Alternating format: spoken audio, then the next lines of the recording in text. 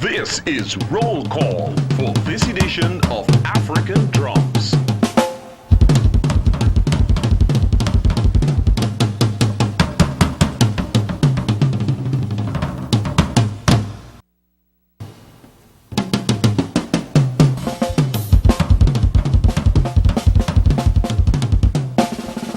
The African drums are sounding. May 4th, Cuffy 250 held a forum on the state of education in Georgetown and will be holding another on June 1st in Stanleytown, West Bank, Demerara, to advance a national conversation on the state of education in Guyana and what is to be done about it. Our education motto is, "Education still matters," especially for the poor and powerless, to borrow from Professor Clive Thomas's characterization of the downtrodden in our society.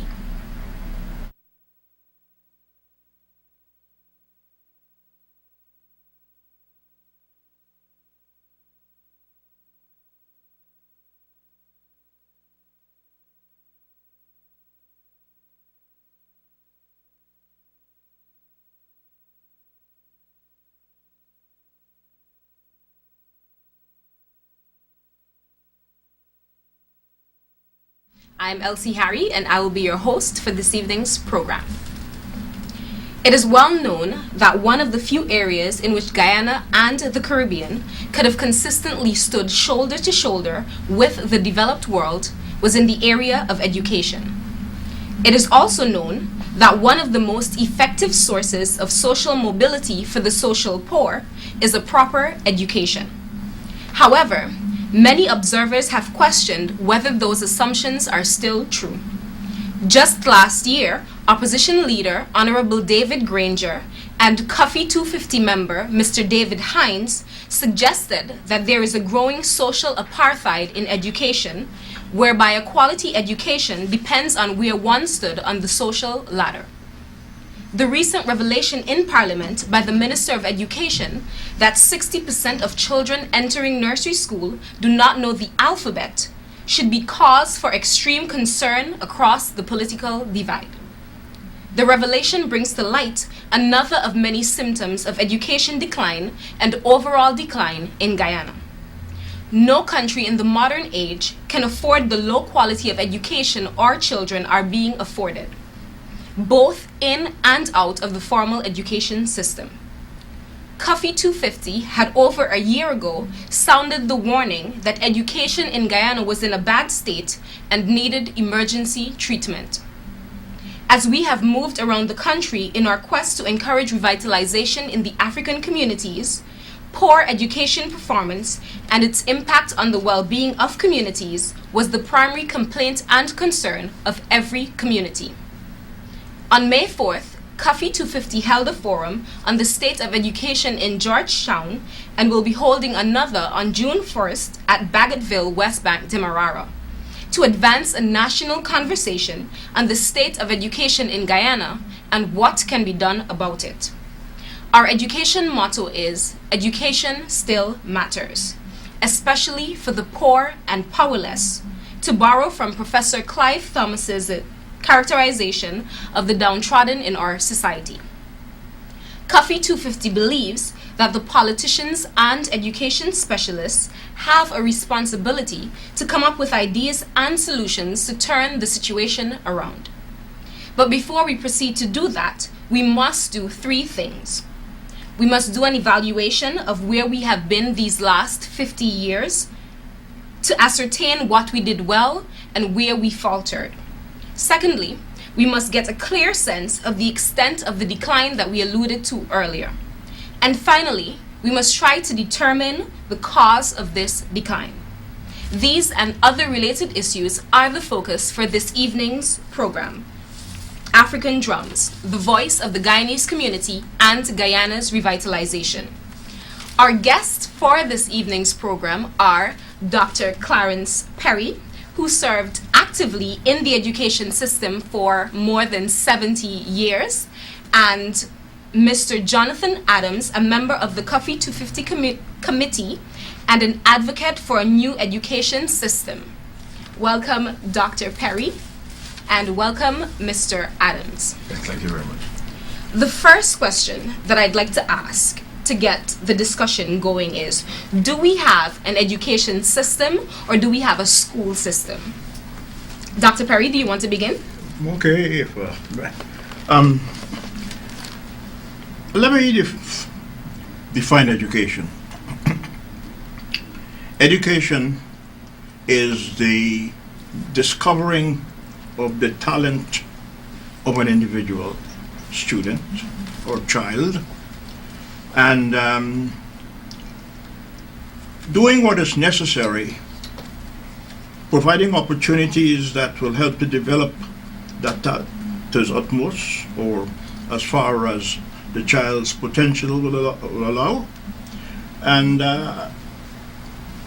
that, to my mind, is education, as opposed to the absorption of facts, cramming of information, whether it be mathematics or science or whatever it is.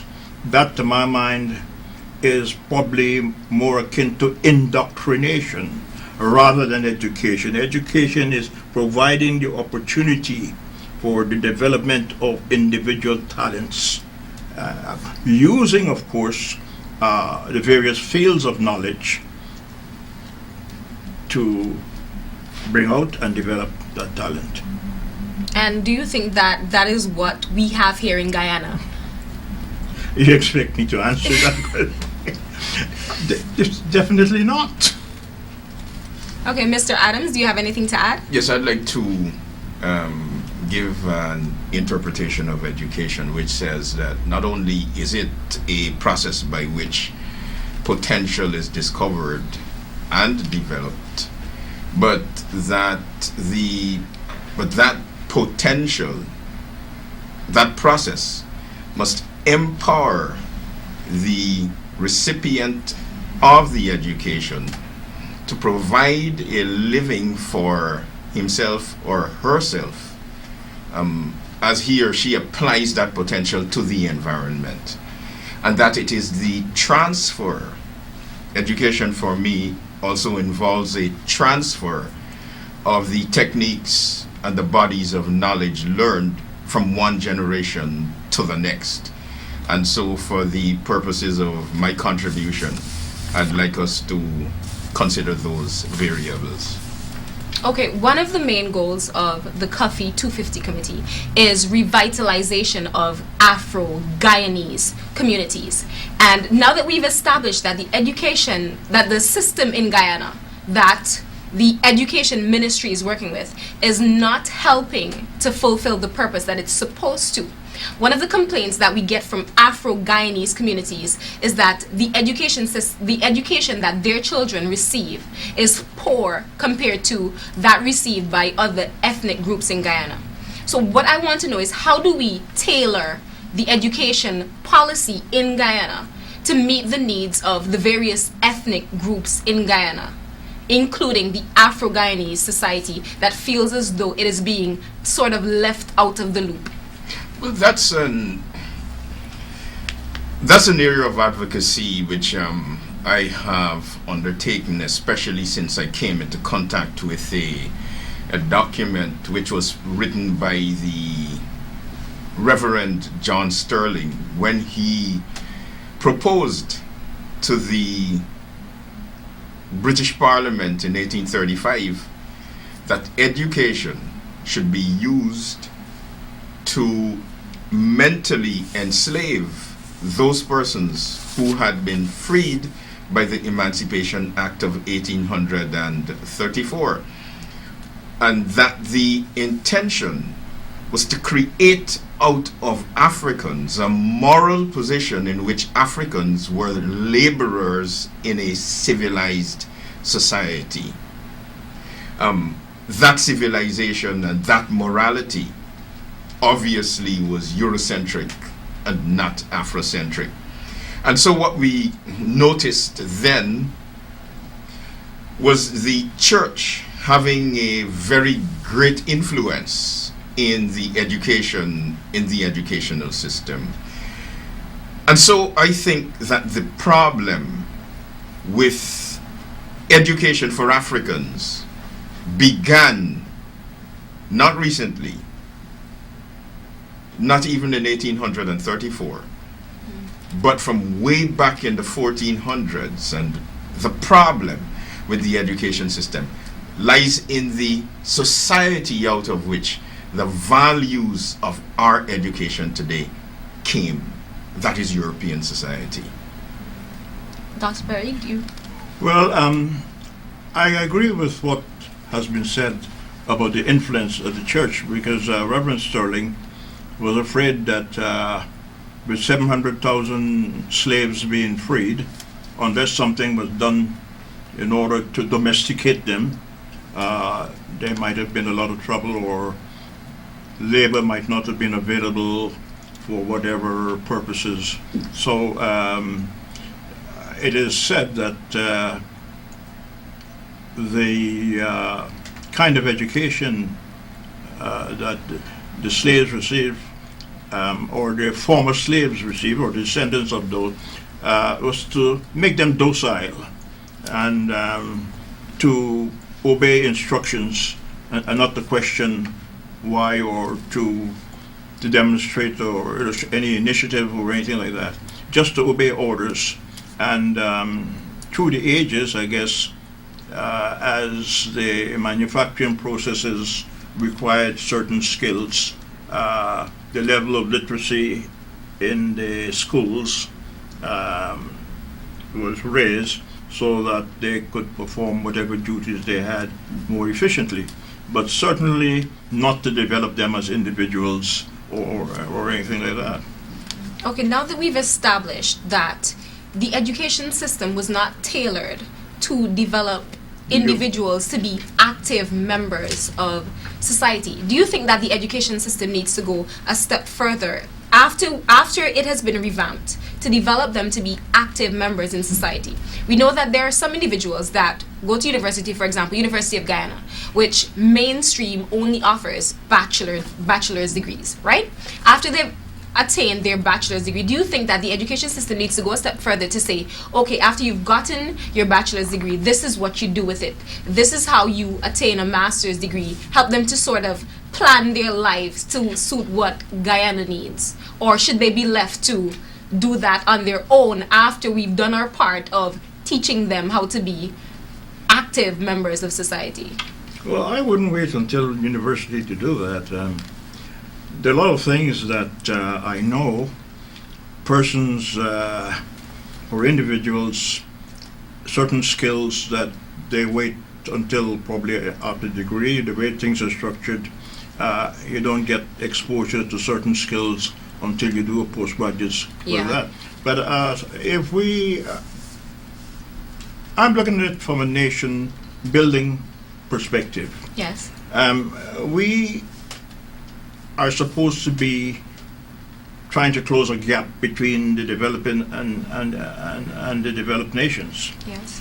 In the developed nations, knowledge revolutions go like this. And I have often stated that our knowledge revolutions in Guyana has two speeds, dead, slow, and stop.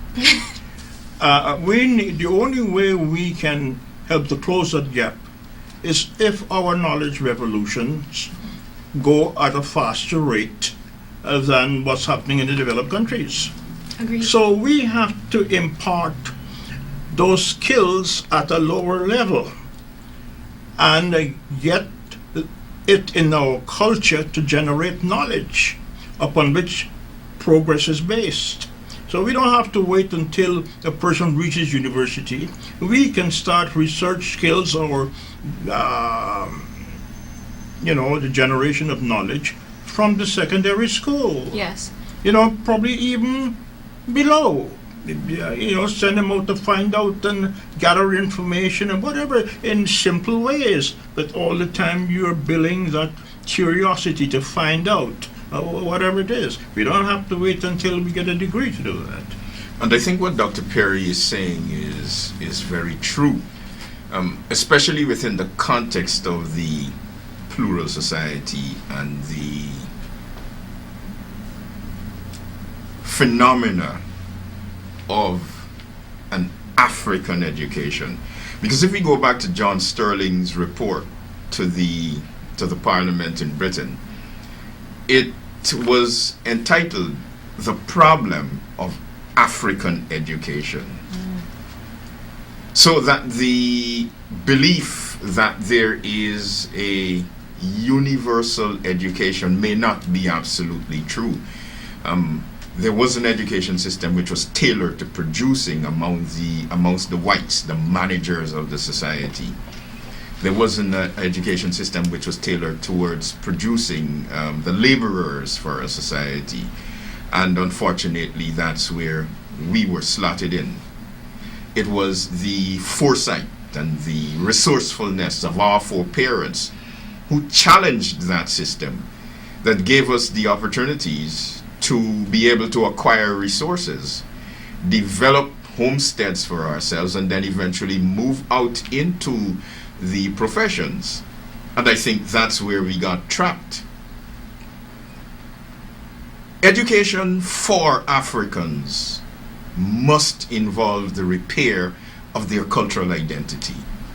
Agreed. Because it was destroyed, and to the extent that that is absent from our educational systems, then that educational system is failing us. And I do agree with Dr. Perry that these skills of information generation, of searching for and creating new bodies of knowledge are absolutely crucial to not only closing the gap between Guyana and the rest of the world, the underdeveloped world, quote unquote underdeveloped world, and the developed world, but even inside of our countries, here in Guyana, there's a vast disparity between the Africans and the Amerindians, and the Africans and the Indians, and the Africans and the Chinese, in terms of cultural identity, self-esteem, etc. And education, I think, through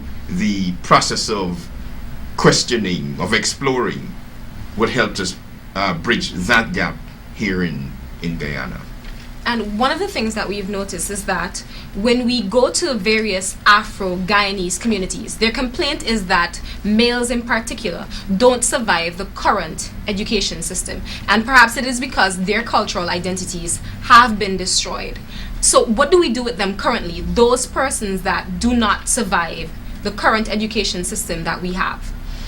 But that's because of the way the education system is structured. I know Edgar Mortimer Duke, who became Chancellor of the University of Guyana, used to study with his mother selling at a lamppost. One in Ghana at 15. We had Fred Wills in more recent times. A lot of brilliant Afro people who experienced quite a lot of success. But then again, you have to remember that in the value system of the older generation was the type of value system that encouraged the younger generation to achieve by hard work, study. There weren't things like television and other forms of distraction to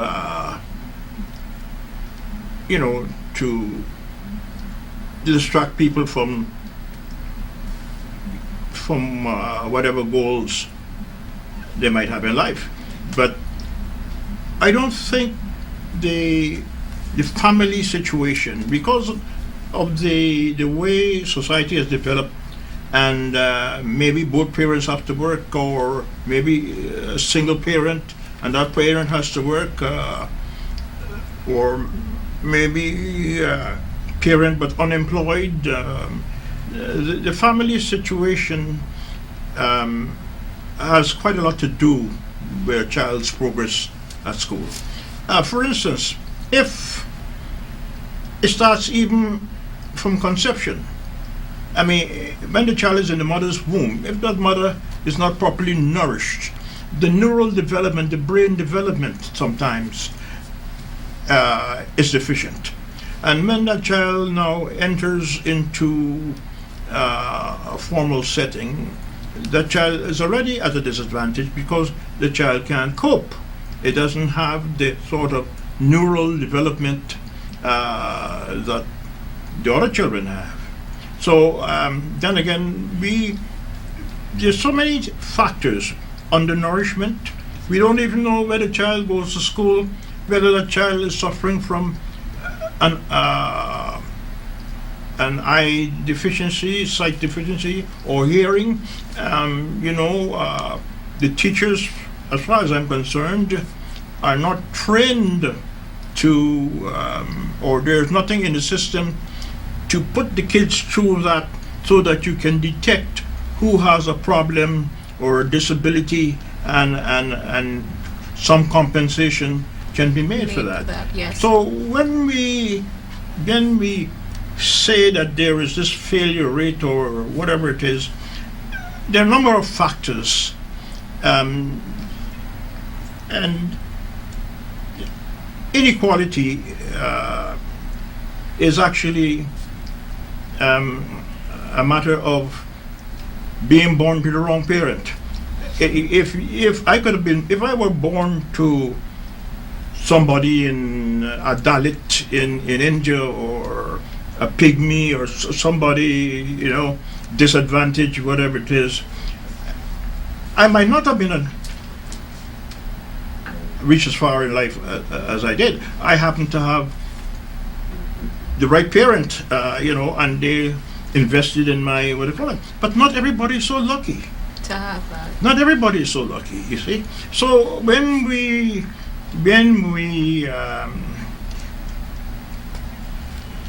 want to sort of make certain judgments against certain people, we have to be sure that that person is really responsible for what has ever happened to them, that they were not born with a disadvantage which was reinforced through the school system. Our school system reinforces advantages at birth, and the social justice that you would expect that our education system would display is completely absent. It's anti-working class, strictly. I think Dr. Perry, I was hoping that Dr. Perry was not, was more conservative than he is betraying. I was hoping to be the radical and that he That's fine, we can have two radicals, that's fine.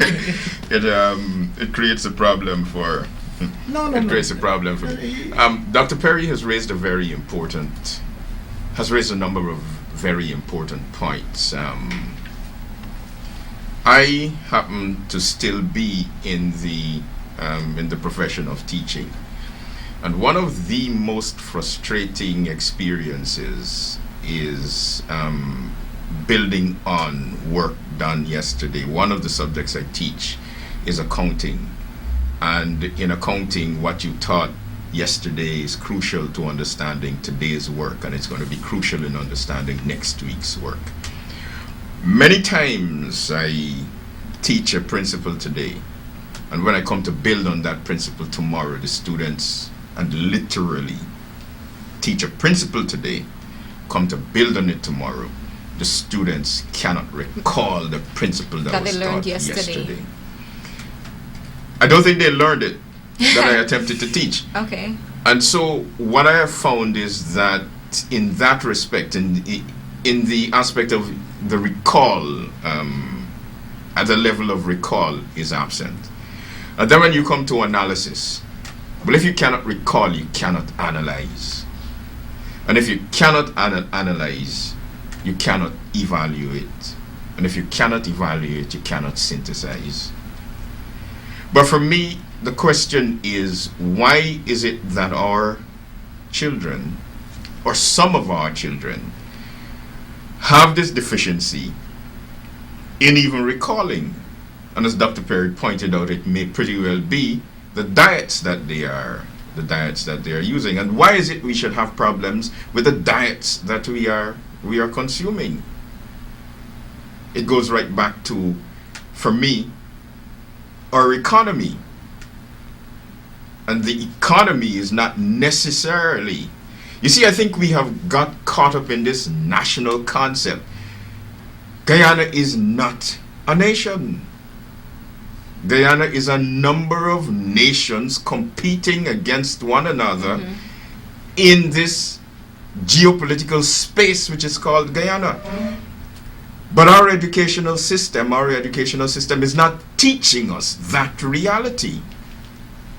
And so we leave our economic well-being up to our competitors.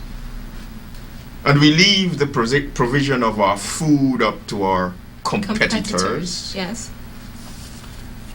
And so we pay for it when we go to school. So I think we've been perhaps looking at this all wrong. We've been looking at the education system and educating children in isolation as one issue by itself, when education fits into the grand scheme of things. It is affected by several other factors. And I think that is why Dr. Perry is correct when he asks Yes. the question, do we have an educational system Or a do school we have a system. school system? And for our viewers that are just joining us, I'm Elsie Harry and this is African Drums, and our theme is education and does education still matter? And we've been discussing with Dr. Perry and Mr. Adams the state of the education system, or rather the school system in Guyana. What is wrong with it and how can we fix it? And the next question that I have for our guests are, what is the scope for integrating community education into this system that we currently have? Because many times we go to schools and we see what they teach, and a lot of the things don't include community-minded aspects. How do we integrate this kind of community and civic education into the current system? Or do we need to completely abandon the current system and begin from scratch? You know, not too long ago I read an article in the papers where some high school students from America were in Guyana doing some community work or something or other, right?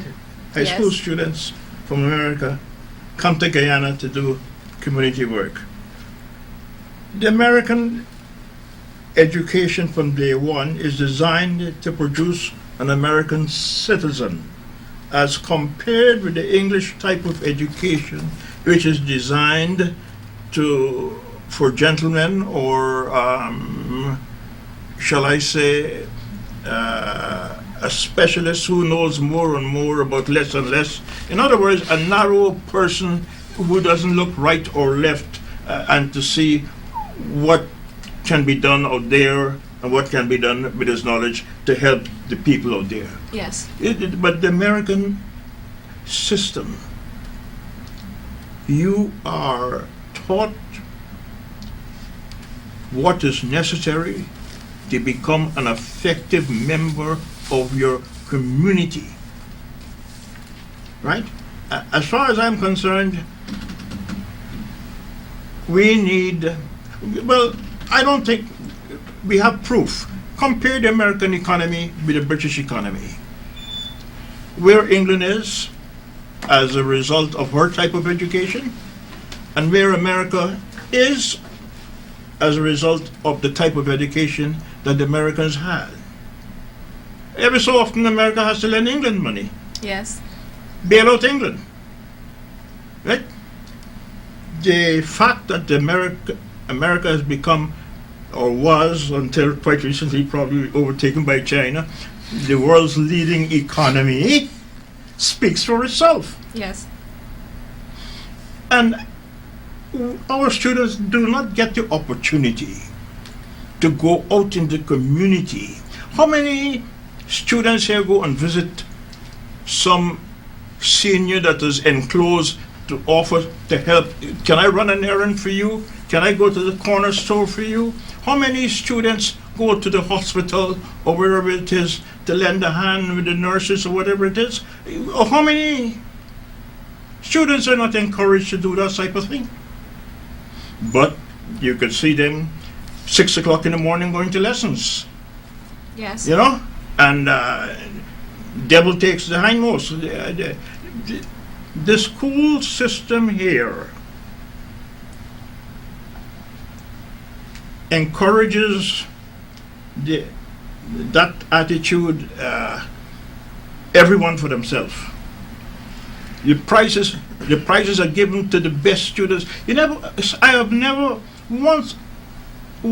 once heard about a prize given to a student for being the most improved student. We should have much more of that. Yes. Effort should be recognized. But we give those who happen to have come to hit the ground running, either from the better homes who could supply them with all kind of resources or whatever, so they are primed for the school system, and those who never even saw a book in their home and the parents too busy even to read a story, never heard about a bedtime story, never had a coloring set or crayons or anything like that. And we expect those children to do just as we got a common entrance, or what do we call it? 11 secondary schools entrance examinations, how do they call it now? Common entrance, yes. Or I think they got a level 6 assessment. Level 6, okay. Yeah, national something assessment. How are you going to ask a child who has come from a disadvantaged home to jump the same academic hurdle at the same time from a child whose parent could provide the visit to the museum, let's go on a trip, let's go to the, whatever it is, all the resources, and you are going to ask those two children to sit the very same examination To compete on the same level when obviously they cannot. And so I think we're trapped. Yes. you know. We're trapped by the goals of the society, which does not take into consideration the goals that are needed in the African community because of the historical disparities. Recently, Guyana swore in a new police commissioner, Yes. and he visited All Boys Town. Why didn't he go to Success?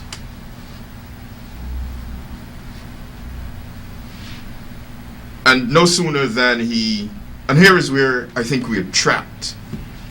He goes into All Boys Town, and the people of All Boys Town call for an intensified police presence in All Boys Town. Social control. And so what do we see? What do we see after that? We see a spiral or an intensification of the unexplained nature of gun-related violence in a very short period, with people shooting as though we're living in a Wild West in populated areas, business areas. A police officer putting a gun in a young man's mouth and playing Russian roulette. No, without consequences. That's the problem. But it was we who called. If you look at the newspapers, when he was in All Boys Town, there he was with these happy-looking African people and calling for an increased police presence. My question is, what in the informal education system, what in the formal education system that allows us to be duped in such a fashion that we continue to fall for these games which have been played upon us over and over? And my question is, what in our informal education system can help us to understand these games and have us respond? When that police commissioner came to All Boys Town, the Africans there should have chased him out and tell him where to go. Well, I don't know if I agree with that. I think he started off on the wrong foot. I mean, if he had intentions to do something for the people in Old Boys Town, he should have called together a few people who might have an idea of what happens in Old Boys Town, or are there any playgrounds in Old Boys Town? Are there any young people clubs in Old Boys Town? What sort of schools they got in Old Boys Town? With the school, I mean, you know, everybody have electricity, running pure water. These are the things that you need if you want to get a level playing field. If that area, after you evaluate, has been an underserved and disadvantaged area, then you say, well, what will happen if we put in some inputs? Where could we get a playing field? Where could we get a play group or a nursery, whatever? Where could we have a little library? Or let's go to the Old Boys Town YMCA. Is it functioning? Is it running efficiently? What sort of games are available at the Old Boys Town YMCA? And these are the kind of inputs that if you want to solve a crime situation, you would have to do an evaluation of the situation there, and then see what inputs are required. The money that he received from certain businessmen in the area could have been used to equip the Old Boys Town YMCA or whatever it is. But you cannot go into a community like that and on the wrong foot, because when the damage you would do when you go in there on the wrong foot, it will take you ages to repair. But had he made a study of the area, what is required in what's deficient? Do these people have anything worthwhile for the youngsters to do after school and things like that? You know, these are the questions that you would ask when you go into an area like Old Boys Town. And I think for once I disagree with Dr. Perry, because I'm absolutely certain that not only does the police commissioner know, but that all of the relevant administrators in this country know exactly what is going on in Old Boys Town. Old Boys Town. It's the perspective.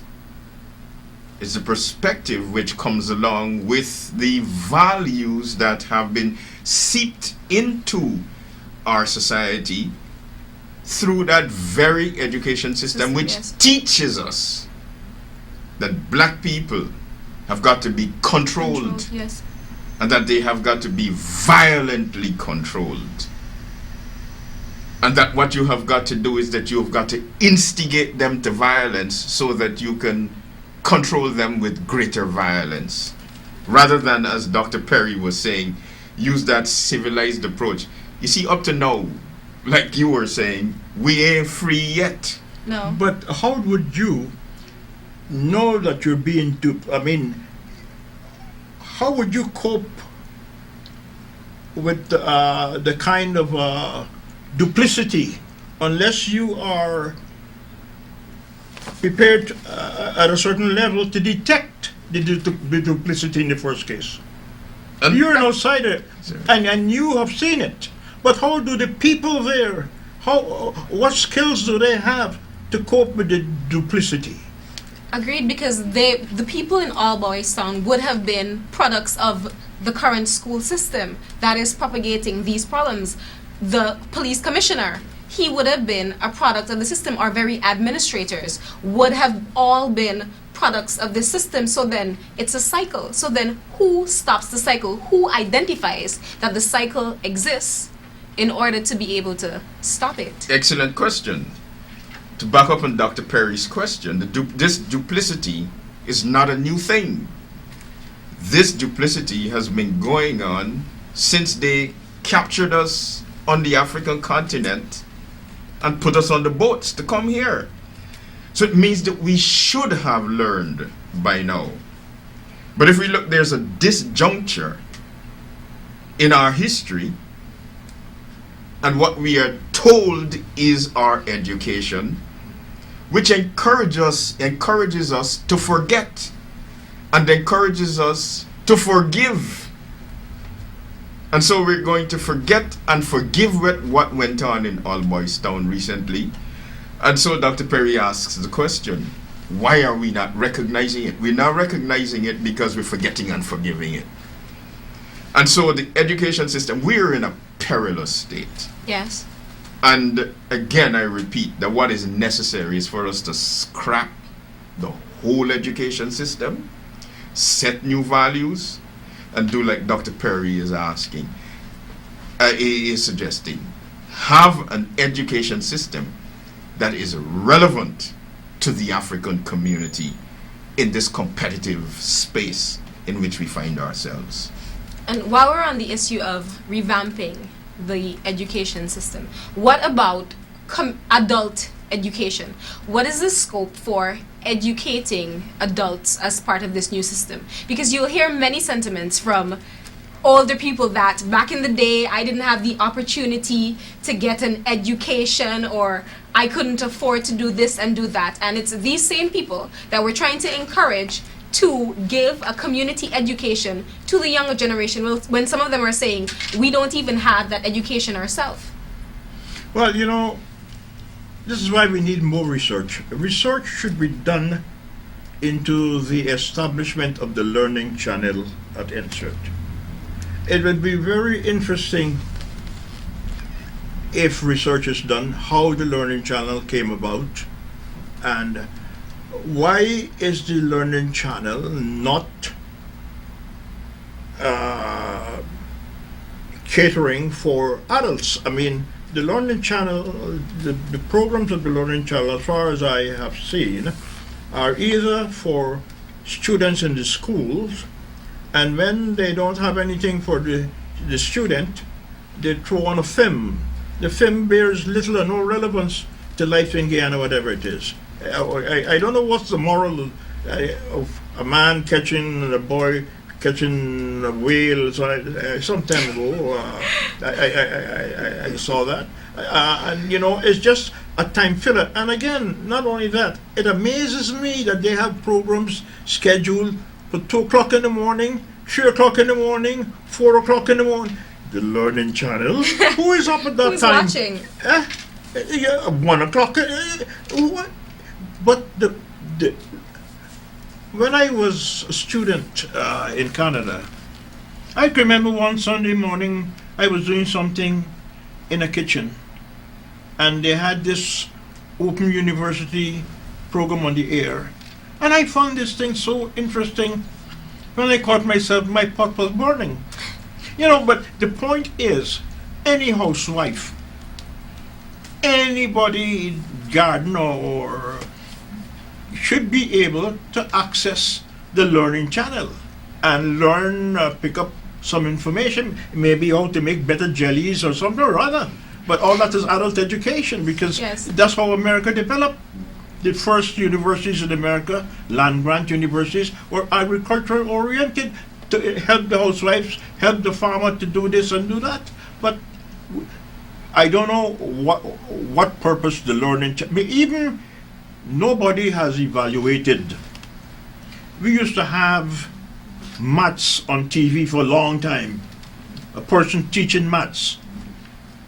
Nobody evaluated that program. Now we have the Learning Channel with these various programs. What evaluation is going on? Do we know if it's achieving the goals or not? No. Exactly. But I think Dr. Perry started out by saying that he cannot identify the goals. Yes. So what are you going to evaluate against? You know, but still, what is the purpose of the Learning Channel? They must have had some. That's why they spend so much money.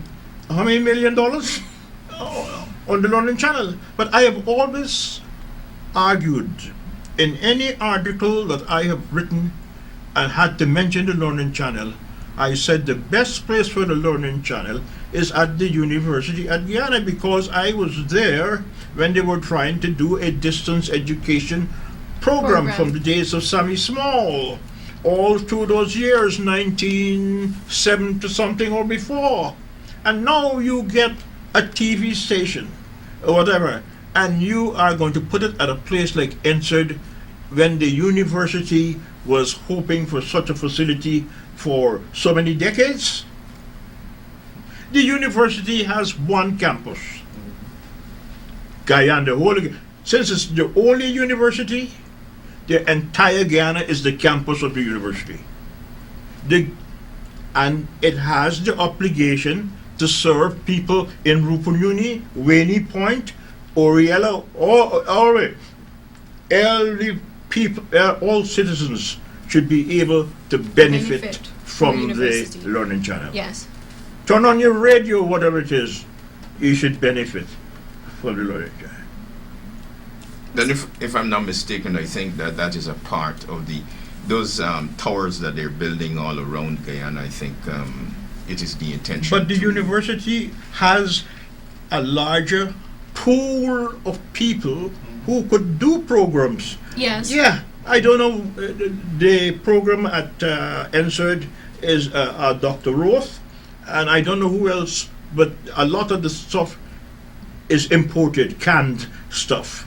May not be relevant to The situation in Guyana. Yeah, but we have people here who can do that. Yes. And we're not making use of this human resource. You know, I think that listening to Dr. Perry, I think that we are victims of, again, and my analysis is always historical. We're victims of our historical circumstances. It is natural for a people and a society which believes or which does not have a belief in itself and the values of its own indigenous resources. It is natural for them to go importing and believing that it is okay for us just to pull down something and slot it in. Yes. I think the process of education which was instituted when Burnham came into power is relevant to our discussion here. Where Burnham educated for a number of purposes: national mobilization, national cohesion, political. There was a lot of political education. There was education about the right foods to eat. Yes. But I think unfortunately all of that suffered because Burnham challenged the church's role in education. Now it is logical that if the church had a role of mentally enslaving and somebody comes along and challenges that, to expect that those who had the purpose of maintaining the status quo would not sit down, they would not sit idly by. And so I think that we need to go back to that period of the 70s and of the 80s, when Guyana had embarked upon a system of nation building. Yes. And examined the processes which were put in place. I think Dr. Perry may be able to elucidate a little bit more on that period. Well, I agree with you that if we want to build a nation, we really have to change our education system or make it more relevant. Yes. Our importation bill of foodstuff is phenomenal. And not only is that bad because it means that we are vulnerable if the imports are, for one reason or other, are cut off. A lot of people will find it hard to exist because so many people exist on canned stuff, sausages, whatever. If it's not imported, it's no good. But what the education doesn't tell you is that when you turn your back on local produce and buy the imported stuff, you are helping to keep people in those countries employed. you are inhibiting development here In your because own country. the farmers here, can't get to sell their produce, Yes. and you also importing those people inflation, because when those people say, well, okay, we want $5 an hour now for our work, and the manufacturers who are doing the same says, okay, $5 an hour, we will sell our canned corn or whatever it is, sausages, now at 20% increase. Guyana now will have to sell so many more bags of rice or tons of sugar in order to afford the same amount of income.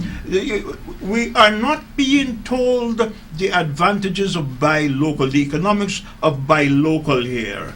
And a lot of people who are making money with, as what you call them, those agents that import food stuff. Import agencies? Importation agencies? Yeah, whatever they are. They really won't want to see a change in the education system. Of course You not. know, that They because would suffer. if people stop eating canned stuff and imported stuff and buying the fresh food, look, apples. Apples is one of the things that absorbs the pesticide. One of the most dangerous fruits when it comes to pesticide absorption. And it's picked how many months before it reached down here, right? Well, polished with wax and whatnot.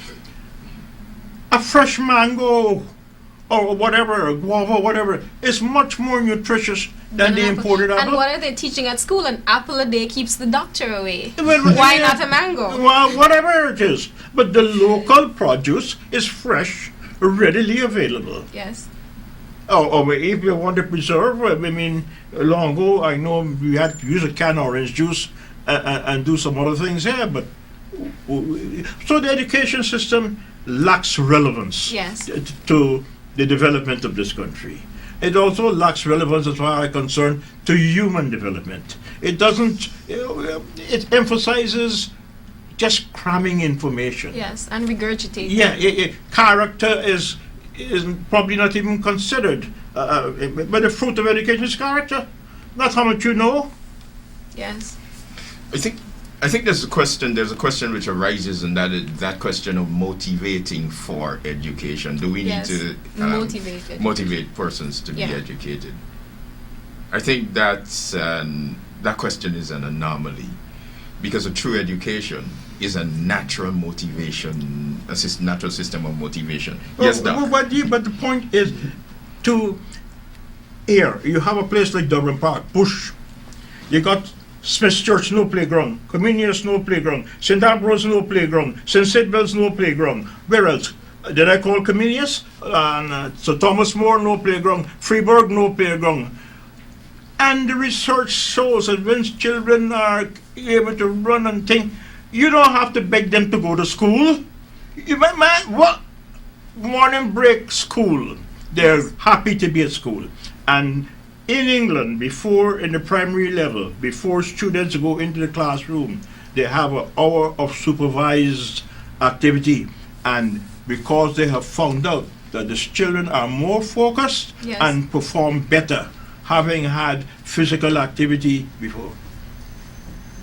Now we got people going to lessons at age of 6 and 7 to level 2 assessment, and then later on is level 4 assessment, and level 6 assessment. When you finish that, it's CSEC or grade 9 or whatever it is. The children here need more physical activity. They need to spend more money to get more ground to build the proper schools, Yes. schools with facilities. We have barns, and not every school here is divided into separate classrooms.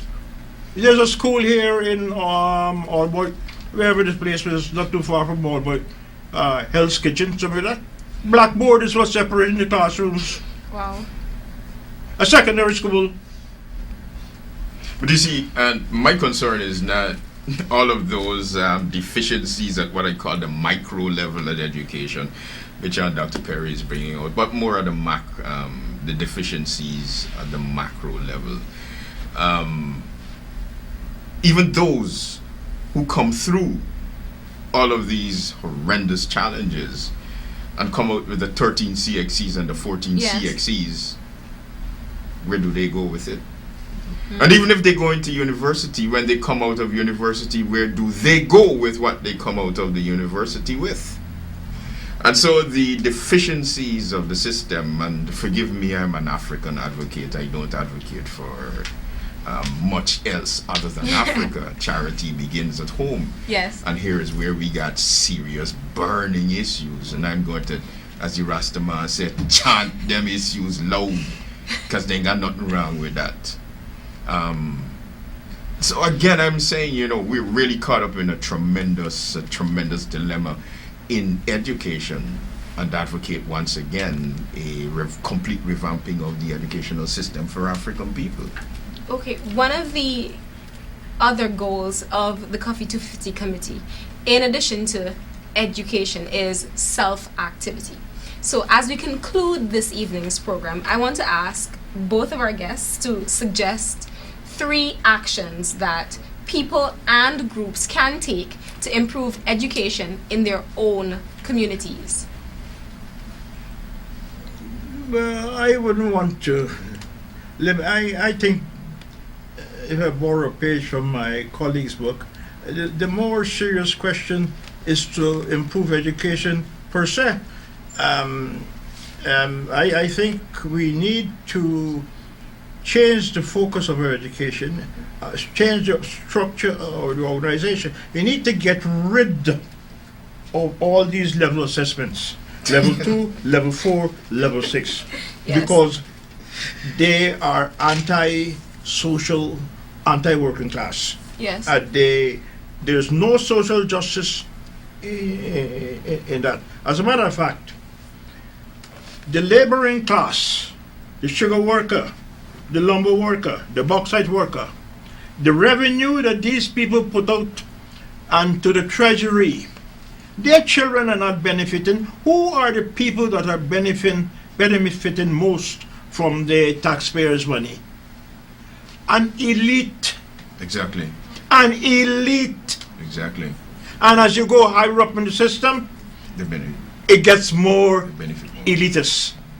You need to break that pyramid down so that more people can enjoy the benefits of a proper or of a quality education system. Okay, we're almost out of time, so Mr. Adams, your final statements on the topic. And what Dr. Perry was just talking about is ironically was the objective of the social, political, and economic system Yes. in the 70s under Forbes Burnham. And forgive me, I got to chant this, Yes.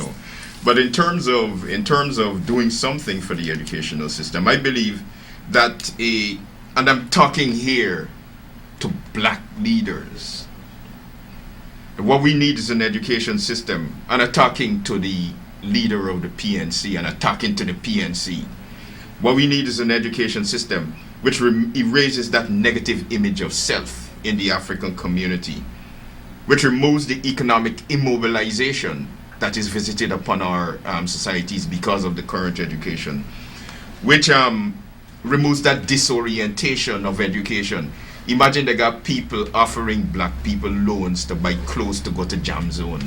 I mean, that is disorientation Yes. of what entertainment is. To remove them dysfunctional families where a man can't sit down and talk to the woman any longer who he made love to last night, but at the interaction now is a cutlass punch your neck.